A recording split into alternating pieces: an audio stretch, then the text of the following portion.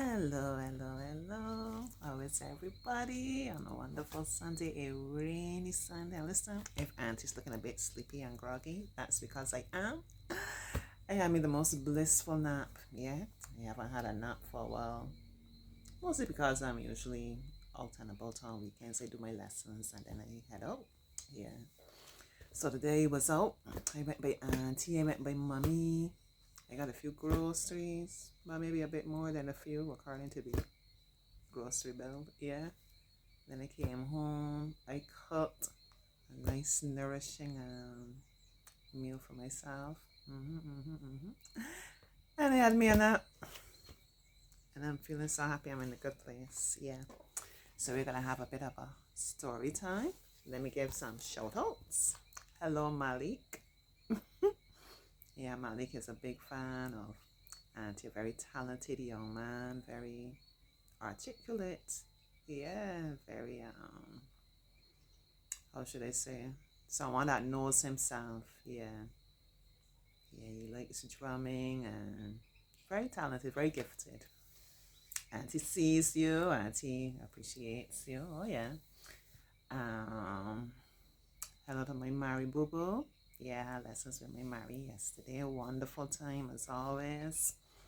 Very special love, very special connection between my dear and Auntie. I would never, ever, ever get tired of saying the very first time Mary Boo Boo came here and we had lessons together. He went home and told Granny, I love my teacher.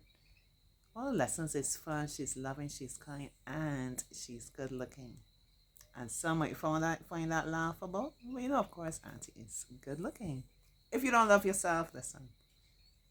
We don't do that over here. We love ourselves. We accept ourselves. Yes, we try to improve ourselves, but we love ourselves from the inside out over here. Yeah. So if you're not that frame, me go bye-bye. But I want you to understand when my bear says Auntie's good looking, he's talking about more than external looks. He's talking about, like the goodness from inside that was flowing out and the connection that he felt. Yeah. Yeah, that one gets me every single time.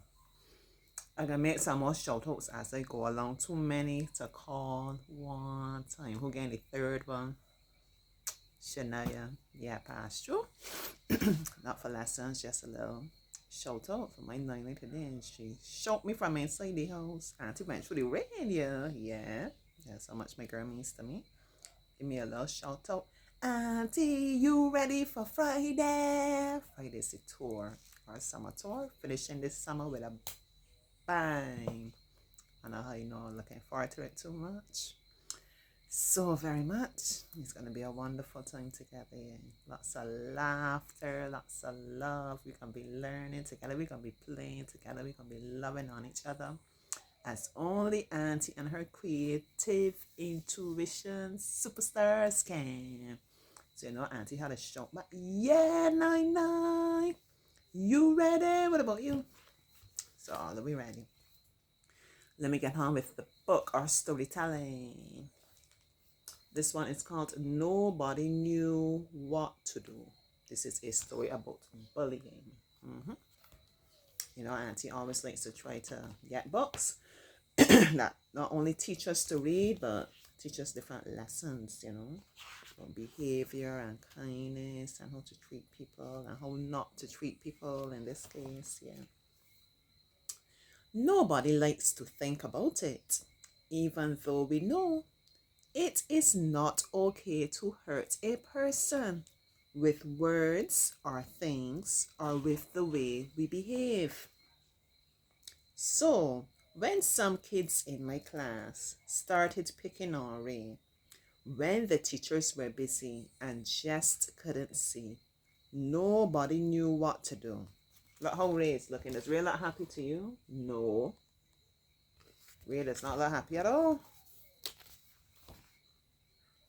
I could not find a way to tell them to stop. So I squeezed my eyes shut, closed my mouth very tight, cupped my hands to my ears, and hoped the mean words would fade away. Ray was trying hard to be brave. I hoped he could keep going until he fit in. That part is very touching as well. Yeah, it's not just about the persons being bullied, but the other people, you know, who experience it from being in that environment. And yeah, we don't really think about it, but it must be a very helpless feeling at times. The next recess, we bunched together. Nobody said, I feel safer this way. We just did, except Rain. So it has the rest of the little children feeling scared. That's not good enough. The bullies yanked him out of our group. They used words and fists to make us all so afraid that nobody, not one of us, would ever say, this is not okay. So, you know, this now is a lesson for my little people and my big people.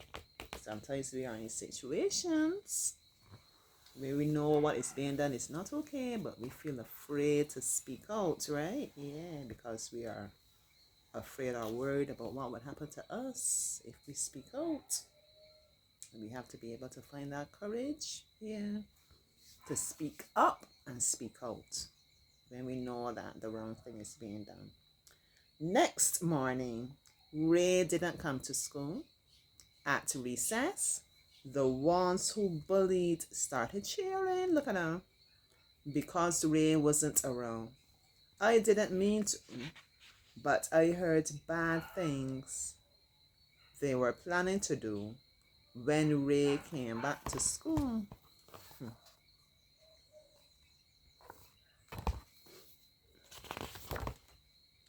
That's when I knew I had to do something. I walked quietly to my teacher because she listens. I told her what had happened to Ray. She said I helped by telling the truth so we could all figure out what to do. I'm so proud of you. Yeah, that took a lot of courage. I can imagine what that must have felt like. A very lonely walk. Like all the time you're walking and probably you're busy in your mind. Oh, what's going to happen? Should I do this? Yeah. As I say, you just have to find the courage. And also, you see the point what he says, I walk quietly to my teacher because she listens. So it's important for us to have persons in our lives, teachers, family members, whoever, that make us feel safe, that we can confide in them. Oh boy. And you know, yesterday in my lesson with Mary Boo Boo, we read another wonderful book about sometimes how even children feel blue. As they feel sad, they don't always have, you know, go along happy and have the perfect day. Yeah. And Mary Boo Boo said when he feels that way, the only body that makes him feel better is Auntie. Oh man. Yeah. And I share that with my special someone who always makes me feel better. Yeah, I shared that yesterday. That was a real moment. That was like an affirming moment. You know, Auntie always pours into the children, or pours into you, the different people who watch, always encourage. So that was like coming back to me, affirming me, knowing, you know, hey, Auntie, what you're doing is making a difference after all. When Ray came back, he looked nervous and afraid. So I said, play with us at recess. And he did. You know what? When the kids who bullied came around, look how sad Ray looking there. He looks withdrawn as if he's going into a shell, yeah. That's what happens, you know, when you have people bullying you. Sometimes you feel like you're losing yourself. So did my teacher, so did my principal.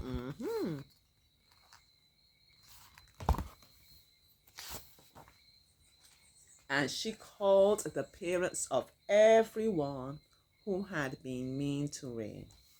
Nobody bullied that day. We won't let it happen.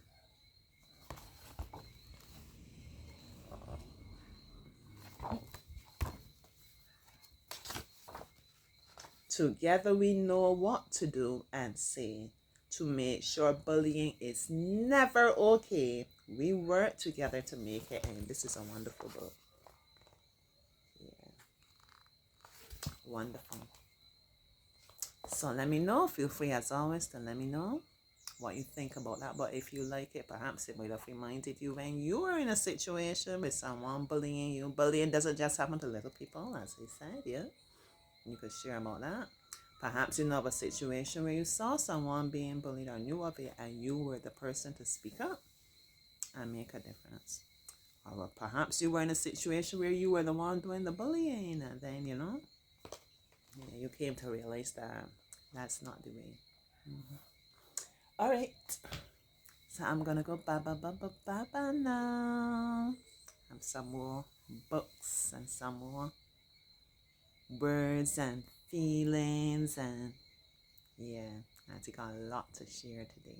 So bye bye. Thanks for watching as always.